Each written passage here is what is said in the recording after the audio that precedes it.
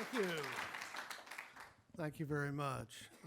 It's always a pleasure to read here for this audience, and I want to thank Wyatt for bringing me back yet again, and to thank Barbara for her hospitality, and Megan and Adam and the wonderful staff for taking such really good care of us all.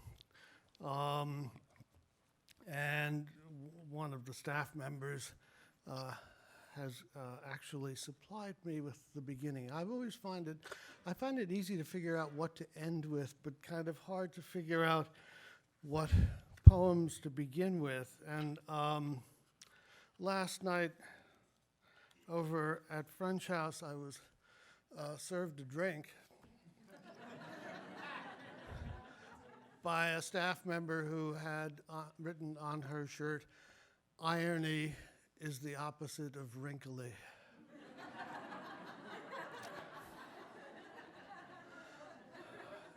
And so I'm going to begin with a poem called "For the End of the Age of Irony." Lots of people were thinking, oh, we should, irony is dead. We have to get rid of irony. No, no, no. We need it more than ever now. Why, if it's gone now, is there this leftover ambiance seeping into and staining the fabric of our conversation like red wine spilled on the bone-white sofa? Though its infrequent sightings are treated as cases of mere mistaken identity, and though its age may now be ended, it seems that irony's not quite done for. One old employer pays it occasional visits. On Sunday, riding a trolley car out to the suburbs where it lingers, though much diminished, as he informs us. Odd to contrast its formerly vigorous habits of growth, its flourishing presence in those lives to which it once seemed central, with its now marginal situation, off in the corner, fusty leaves withering. If only we'd remembered to water it every so often. Yes, if only with our crocodile tears. If only. Such insincere remorse may remind you of how you enjoyed the late Donald Justice's version of Baudelaire's evasive elegy made for the clumsy servant, wondering only whether the French version should be preferred for its insincerity over the translator's nostalgia for those emotions he never suffered. It may seem strange that an inability to speak of irony without irony argues more clearly for its value than any argument it's not part of, or that nostalgia is the more keenly felt out of proportion to the experience causing it, as a magnifying lens will make any poor micro macro. But you were always taken with artifice, drawn to it like a sow to a truffle bed, weren't you? Finding it a refuge from the unbearably lofty motive, as from the unendurable punditry of those whom mere self-interest animates. You saw it deftly undermining acres of wind-powered bloviators, and noticed how, when we get too serious in its defense, it vanishes utterly. Ironists surely would consider such an odd outcome as, well, ironic. Better to leave its fragile and fugitive self to recover, with our negligence offering all that it really needs for any eventual restoration, which someone, someday, on one reality, many perspectives, will lightly illustrate merely by letting you know that the beautiful necktie you're wearing isn't.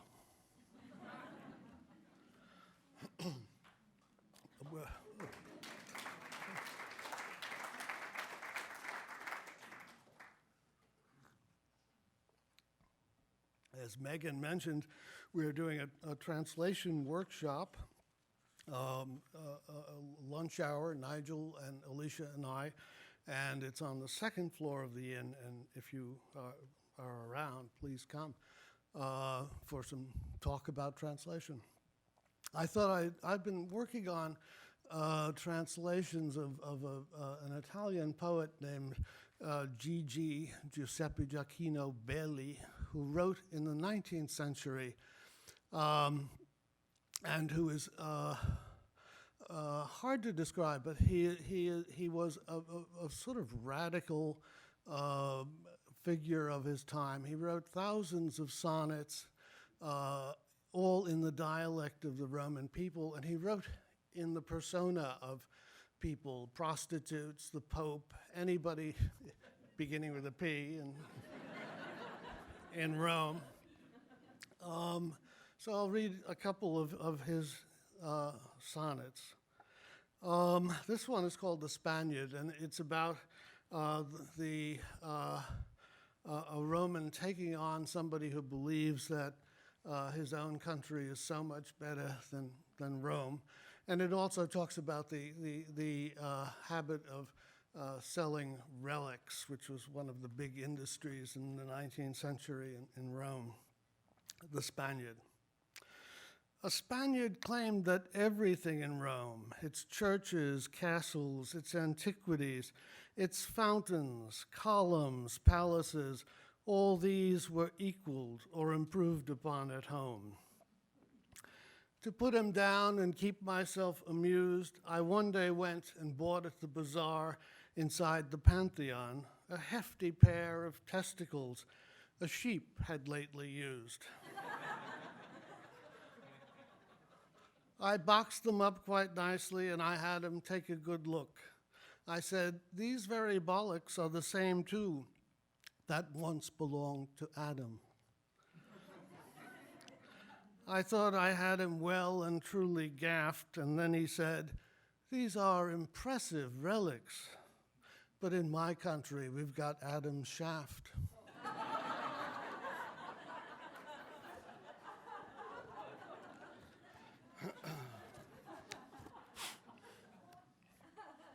This poem is a dialogue between a priest and a woman going to confession.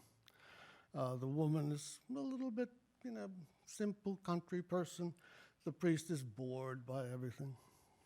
"Father, begin with the Confiteor." "I did." "Act of contrition?" "Yes." "Commence." "I called my husband Dick Brain." "Is there more?" "I stole from him $1.50. "What else?" "When Pussy broke a pot, I said I was so angry with her, go to hell, and she's God's creature." "Any more to tell?"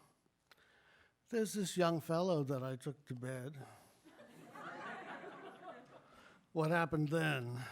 "A bit of that and this, but always in the designated place and in the other." "Oh, beastly sinfulness. And so, because of your young reprobate, come with repentant heart and downcast face. Tomorrow, daughter, my house about 8.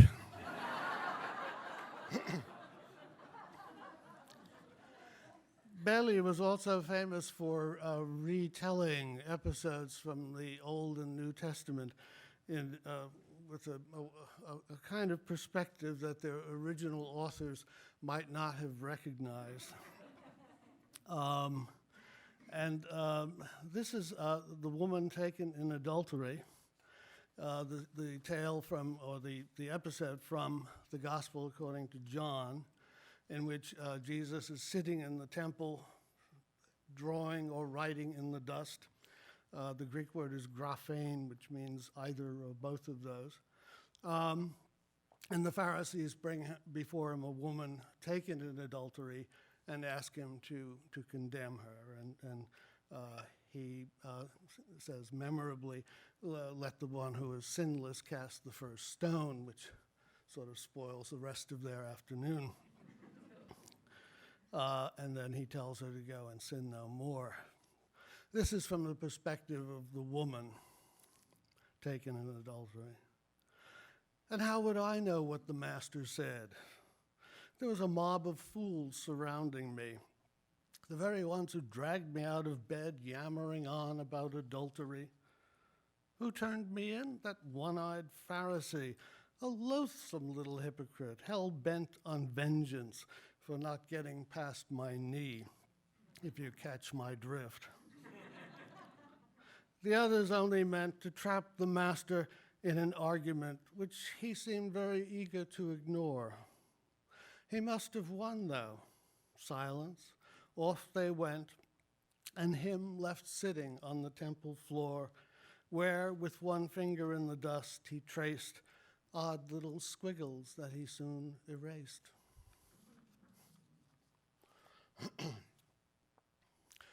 Well, true confessions. That last one was actually mine. One of the things that happens with translations is that occasionally you begin sort of going, they come after you from the people you've translated. The poems come around again. I did a translation of Ovid's Metamorphoses a while back, and I've been thinking about some of the stories. They come back and say, "Oh, do us in a different way. We're not finished with you yet." And this is one about the story of Narcissus, who you probably remember the Narcissus. He falls madly in love with his own reflection in the pond, and then refuses to eat or go away or do anything, and slowly starves to death for his troubles. So I thought it would be interesting to do the story of Narcissus in the form of a couple of villanelles. One would be from the perspective of Narcissus, and the other would be a kind of reflection from the point of view of his reflection. The poem is called Narcissism for Beginners. You can't get an advanced degree in narcissism. Although some narcissists may get advanced degrees. When I first looked in at what was looking out from the pond's surface while lying on my pier, I only saw what I could not live without. Nothing is harder than to seem sincere. Nevertheless, I must sincerely doubt that I could be other than as I appear. The lower lip that plumped up in a pout was my undoing. That and his not quite leer when I first looked in at what was looking out. Until that autumn, when the pond is sere, I must be always ready to put out. Nothing is harder than to seem sincere. There's not a moment when I don't think about the moment when I whispered in his ear, I have just seen what I cannot live without. I often wish, hearing him draw near, that I could have crossed eyes or a pig's snout so I could be other than as I appear. This is my love, although it dare not shout its name or speak it even. That much was made clear when I first looked in at what was looking out. Is he my slave then, or my overseer? Some kind of genius or a common lout? Nothing is harder than to seem sincere. Others learned early, and so they knew throughout their lives that what they must cherish and revere. But I just saw what I could not live without. Perhaps as he thinks he is just as dear to me as I to him, I as devout, how could I be other than as I appear? I've lived beside the waters and known drought. My thirst was once sated with a single tear, when I first looked in on what was looking out and only saw what I could not live without. So long as he looks down, I will be here. A tear dropped in and made a water spout. Nothing is harder than to seem sincere. I could be other than as I appear.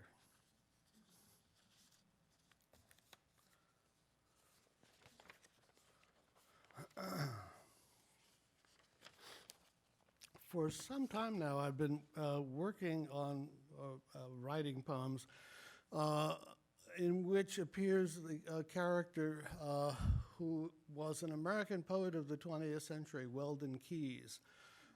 Many of you have probably read Keys. If you haven't, he was born in the Midwest, started writing fiction at a young age, and then his fiction wound up being published in all of the year's best short stories and places like that. He came to New York, and he started writing poetry, and his poetry was published everywhere. He became an artist and exhibited with the abstract expressionists in Provincetown. He just had any number of successes in a bunch of different careers. And at the height of that, in 1955, he drove his car to the Golden Gate Bridge and disappeared and has never been seen again. The assumption, of course, is that he committed suicide. He was also a wonderful letter writer, and I was reading his letters, and I thought there was one that I thought, I just have to see if I can turn this into some kind of poem.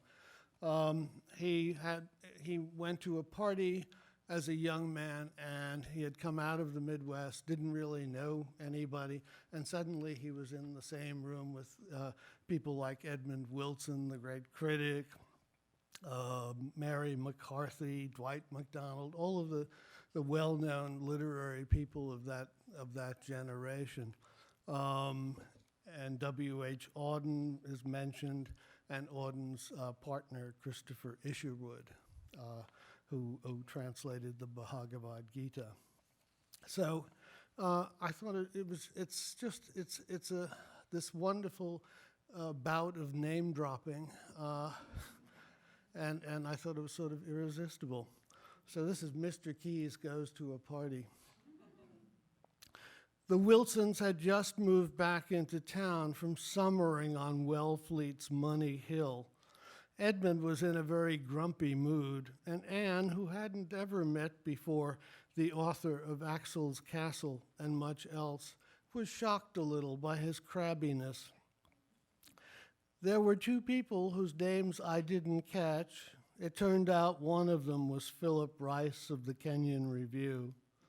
I spent half an hour trying to figure out just who they were. Wilson repeatedly called Philip Rice Mr. Wheelwright. Unable to surmount his own confusion, he demanded, "You are Philip Wheelwright, are you not?" Which may be why Rice asked me, sotto voce, "Is everybody crazy in New York?" Mary McCarthy was busily explaining who the real heroine of the Golden Bowl is, while Natalie Rov told me what all was wrong with Dwight MacDonald. And an argument broke out behind me over the correct pronunciation of Randall Jarrell's last name. Wilson burst out with accent on the last syllable, adding that Jarrell was just an adolescent whose infantile obsessions were all that made his poetry worth reading. The Wilsons left the party before we did. We left with Rice and the man whose name I'd missed, although I somehow learned he lived and taught in Philadelphia. I asked him what he taught. Until this spring, I used to be the head of Romance Languages at Haverford. My wife was 4 months pregnant with our first baby, and then she shot herself one day. Now he spends Tuesday evenings with Auden. It seems that Auden's in a bad way, too. Isherwood's off in Hollywood, translating the Gita with his guru, who's a Swami. But what he really wants to do, of course, is to write a novel about Hollywood. Christopher, said our new, still nameless friend, was fascinated by The Last Tycoon.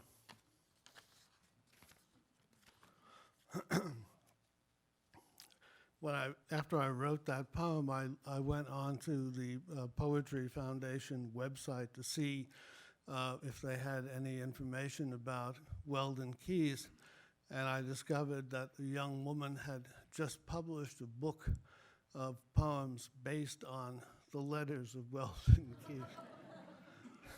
And I thought, okay, well, she must have gotten that one. I can't use it.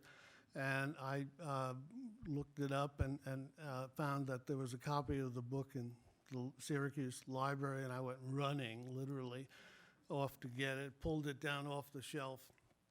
And to my great relief, I discovered that she had actually missed that letter. So I figured, okay, mine.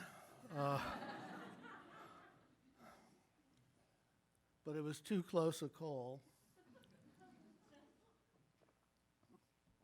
And I thought that I should, if I do any more of these, I'll make them up and not rely on the letters.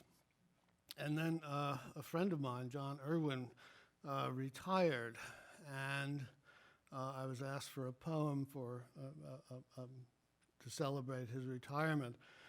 John is just finishing up a book on Weldon Keys, and he's written about locked room mysteries. You know, a locked room mystery is when the body is discovered inside a room that's locked from within, doors and windows, so nobody could get in or get out, and you have to decide whether it's accident, suicide, or murder, and how it's done and all.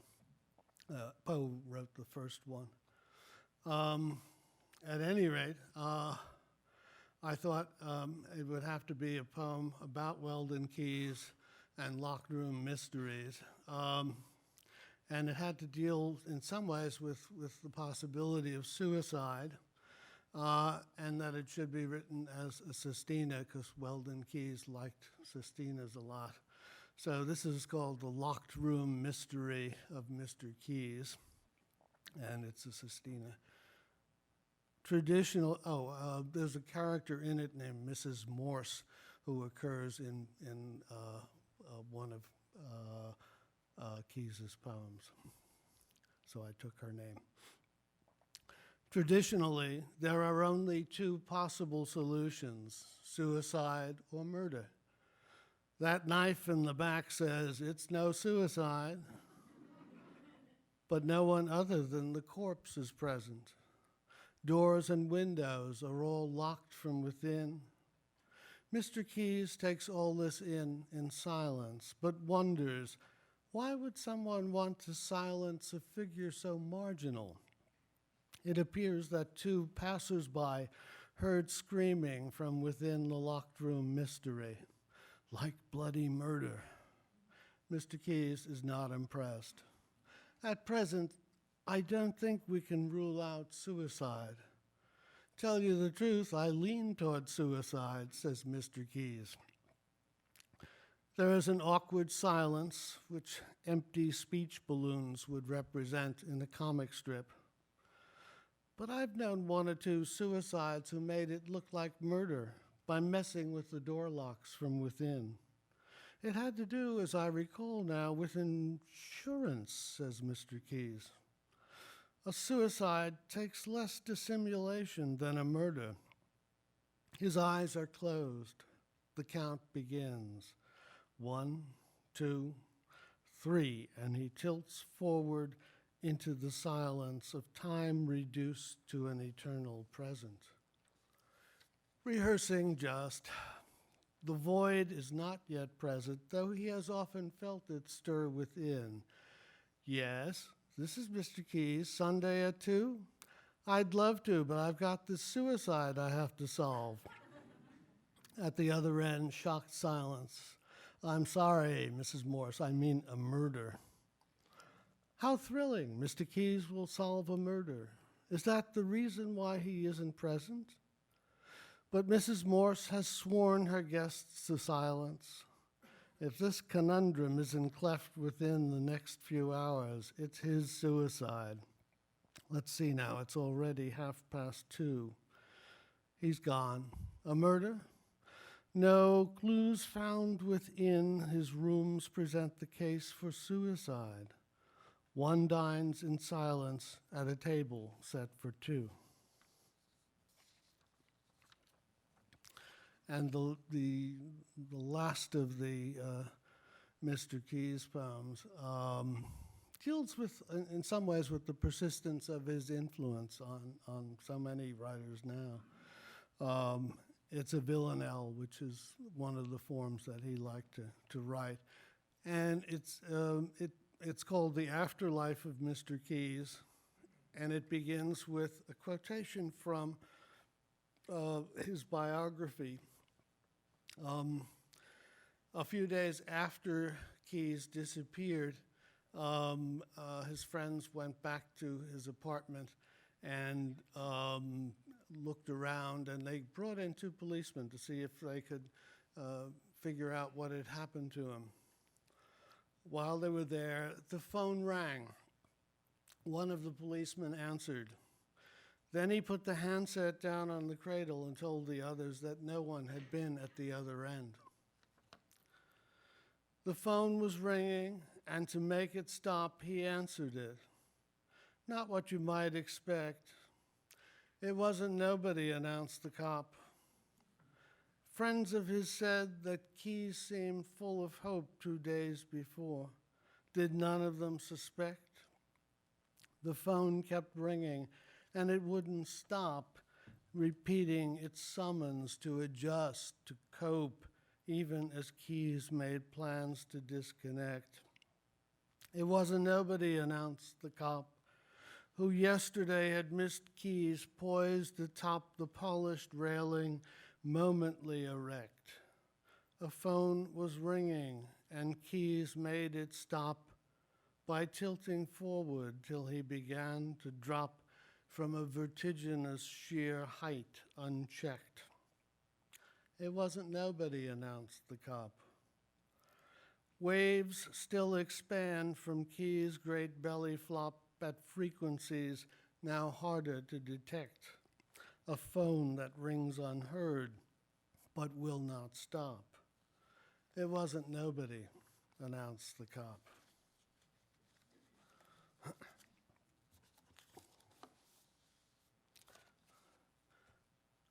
This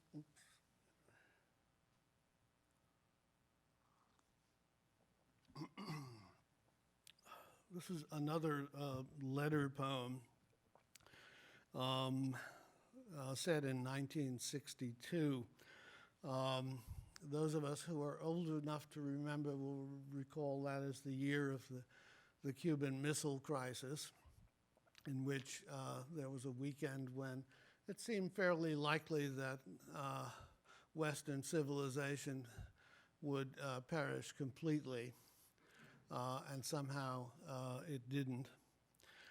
This was all the more surprising because only a year earlier, President Kennedy had sent Robert Frost off to the Soviet Union, and Frost assumed that he was there to talk some sense into Nikita Khrushchev,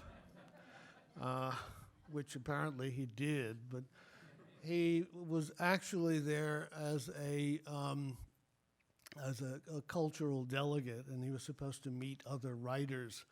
One of the writers he met was Anna Akhmatova, who was probably the greatest living Russian poet of the time. And it was an amazing sort of contrast, sort of like public emissary meets public enemy. Frost was the most highly decorated living American poet, and Anna Akhmatova was virtually a non-person living in seclusion in a place called Komorovo. Um, they met, and Frost knew nothing about Akhmatova, or next to nothing.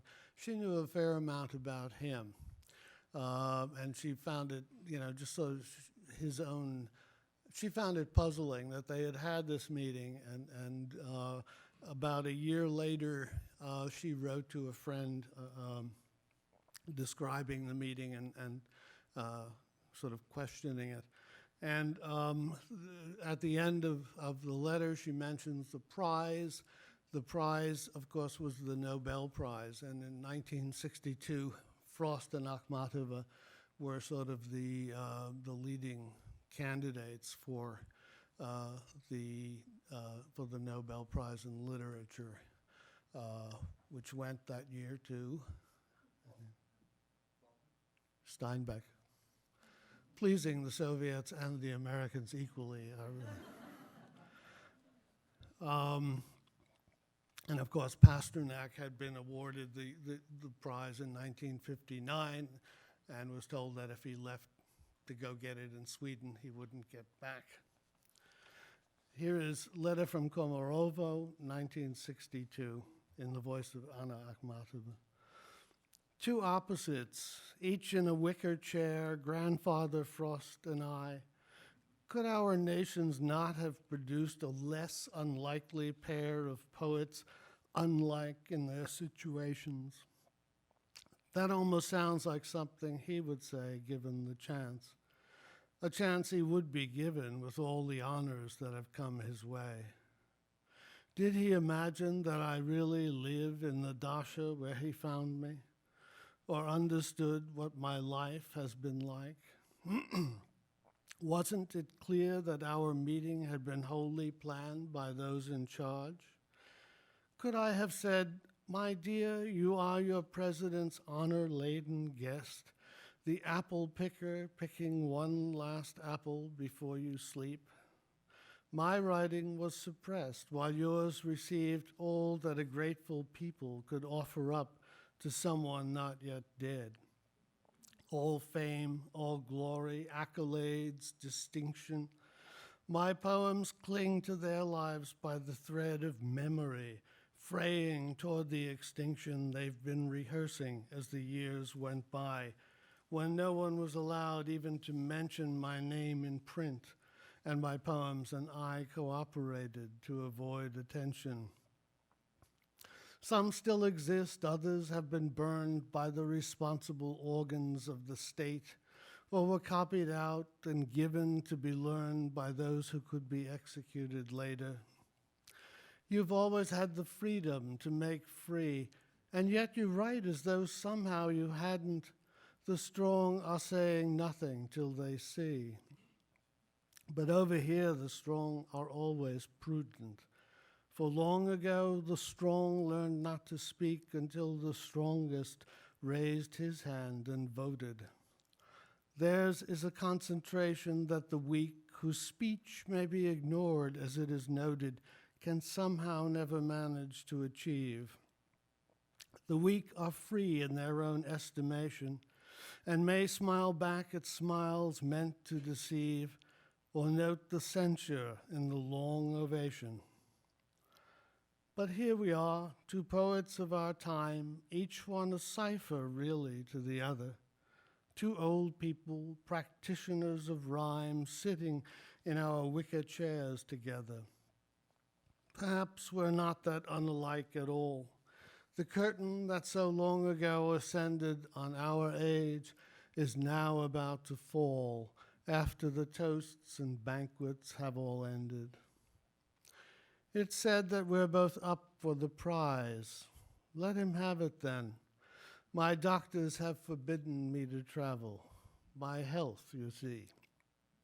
They advise especially against a trip to Sweden.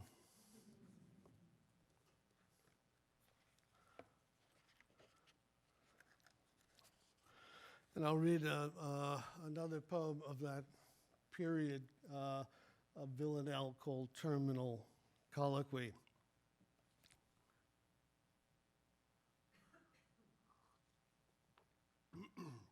And this reading of this poem is for Mark Jarman and Andrew McFadden Ketchum, who will know why. Oh, where will you go when the blinding flash scatters the seed of a million suns? And what will you do in the rain of ash? I'll draw the blinds and pull down the sash and hide from the light of so many noons. But how will it be when the blinding flash disturbs your body's close-knit mesh, bringing to light your lovely bones? What will you wear in the rain of ash? I will go bare without my flesh, my vertebrae will click like stones.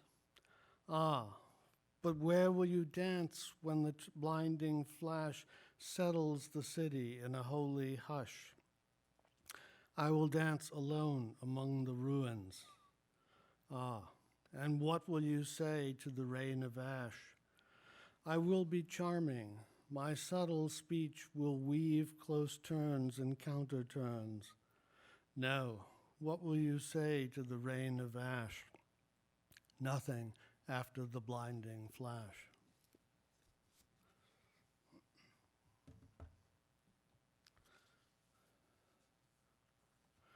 Another cheery poem. This is a poem called Variations on a Theme by Martial.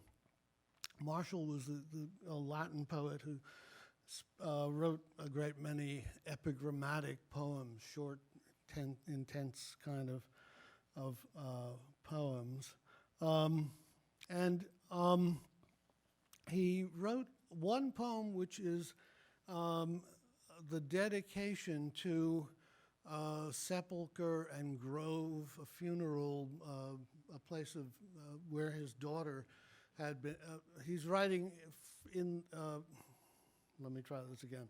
He is writing in the voice of a man named Phineas, who is mourning his daughter Antula, who has died, and says about the grove that he has buried her in, anybody who wants it know that the family will never part with it. And I thought this is really lovely, and thought to myself that, it is the kind of promise that one cannot even keep in one's own lifetime, and certainly after that, things would have happened to that particular place. So this is a poem which starts off with the epigram from Martial and then consists of 8 short little poems, each one in a different voice and at a different time, moving from past to present, showing what happened to Phineas's place. Phineas, grieving, consecrates the grove and field surrounding this new sepulchre to Antula, whom he will always love. Their daughter's parents will rejoin her here in this dear place. If you would have it, know that those it serves will never let it go. 1. A Christian, as it happened, no, his wife, but under torture he confessed to spare their pretty son. We let him buy that life by making the emperor his only heir. Boys in a Spanish mine, his parents made a brilliant show on Nero's promenade. 2. The fortune that I spent to entertain that imbecile reclining at my table, more peacock tongue, do try the monkey brain, came back as the bad penny in the fable. 5 worthless acres in the Sabine hills, his gift to me. How will I pay my bills? 3.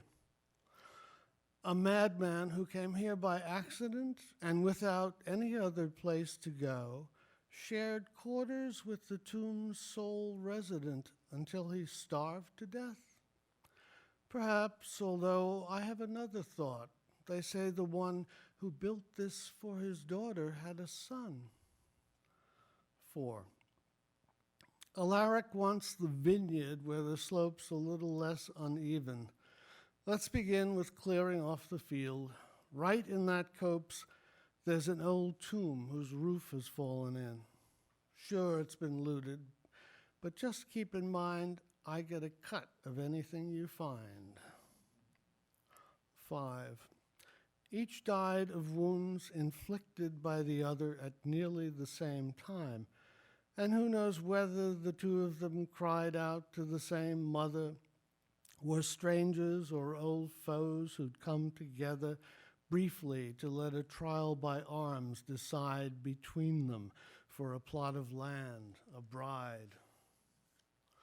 6. The topmost layer is a neat long row of hostages brought here in trucks and vans along the dirt road from the town below after an action by the partisans. Machine gun bullets scarred the low stone wall. We haven't gone down very far at all. 7. We live upon the surface, as did they. What lies below is largely unexplored. Old stuff that only gets in our way is best forgotten, or at least ignored, as we make our way around a fertile star on our inheritance, this abattoir. 8. My cousin will take care of it for you, and I can promise it'll cost much less than months without your licenses would do. The Fineo's expanding. You don't need stress. You need a newer, larger parking lot. So let the dead bury the dead, or not.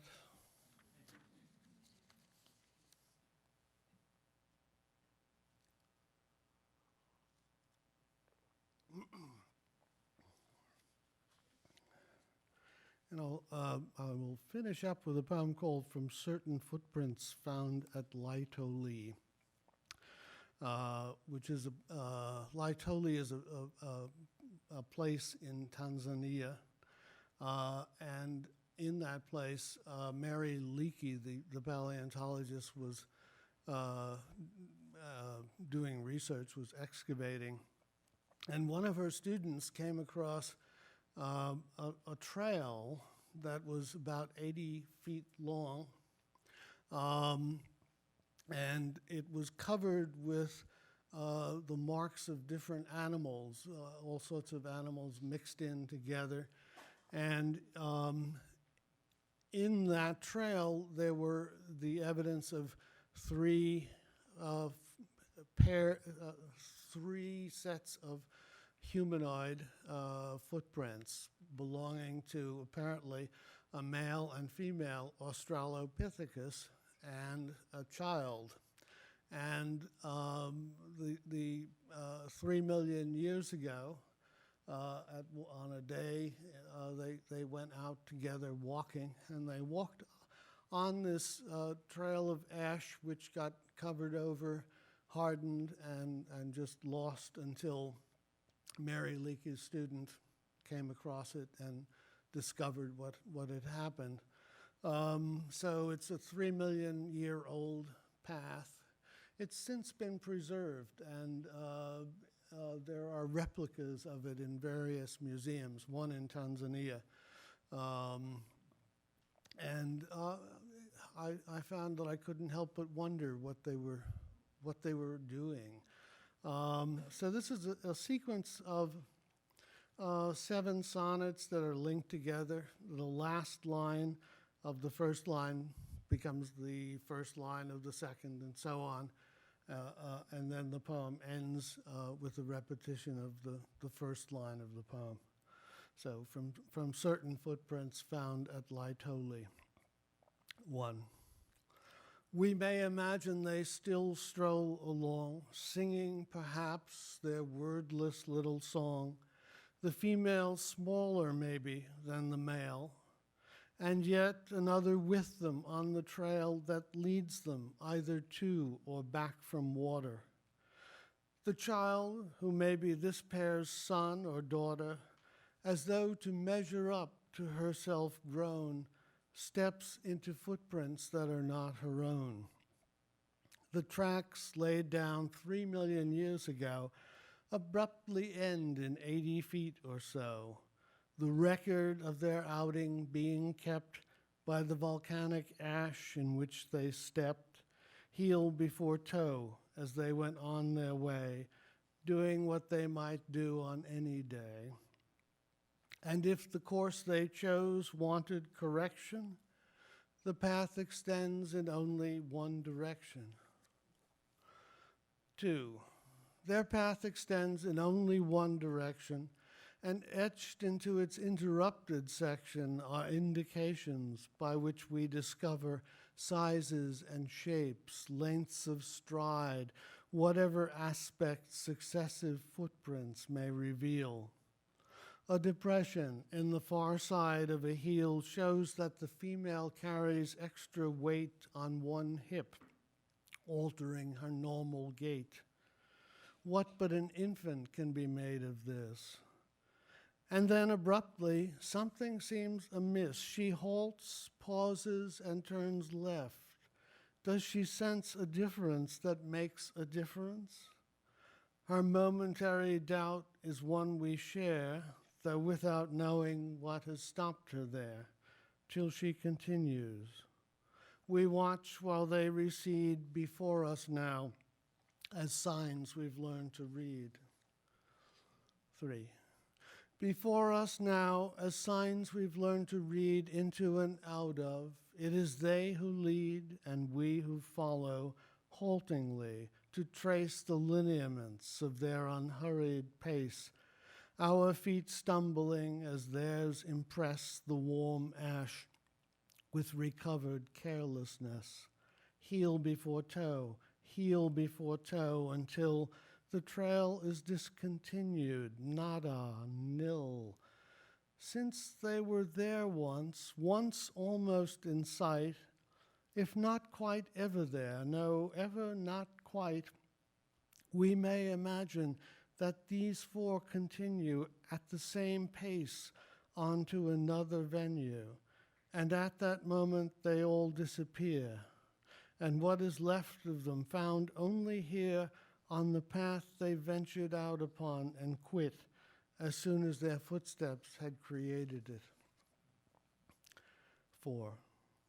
As soon as their footprints had created it, rain and another ashfall on the site turned into muck that turned into cement and made their casual passage permanent, in printed code that no one had an eye for or mind until much later to decipher. So could the path be said then to exist? Not till a young paleontologist, out of a welter of competing spores, hyenas, wildcats, rhinos, and wild boars, saw in apparent isolation what could only be the print of someone's foot, and then a set of footprints that extended for 80 feet till suddenly it ended, and with it closed off what had been revealed at the beginning of another field. 5. At the beginning of another field, behind him, the female burdened with a child, and at his feet the one who sometimes tries his footprints on for size, impatient to get on with it instead of waiting while he probes what lies ahead for any sign of a better than even chance, the odd turn that will favor their advance, some reassurance I cannot imagine. Whether or not a countersign is given, they must soon realize that if they linger here, they will put their issue into danger. From now on, unrecorded in the dust, the four of them will go forth as they must, and then, if not before, will slip out from whatever I can say for sure about them. 6. Whatever I can say for sure about them, we, like as not, would not be here without them, without their having set out on their way at a certain hour of a certain day, some 3.5 million years ago, on a quest whose purpose we can never know. that brought them here, where, without meaning to, they left some traces of their passing through. These traces I have come upon and made much of, and if my much making has strayed from whatever in the future comes to be thought to have happened, no apology, for errors inescapably are us. The certainty that starts life as a guess, the accidents that generate the plot, we wouldn't be quite human were they not. We wouldn't be quite human were they not, however small and far away, one dot in a row of dots that when connected shows a line, a path, a trail of steps that goes from there to here, by which we may infer we are what has become of what they were, as they have been an early state of us on a path once broken, now continuous. We may imagine them, their walk begun one terrifying morning when the sun was hidden in a cloud of ash and soot, and how they had to walk completely through it until quite suddenly it all came clear. And as they walked on slowly, with less fear, the smaller one took up their wordless song. We may imagine they still stroll along.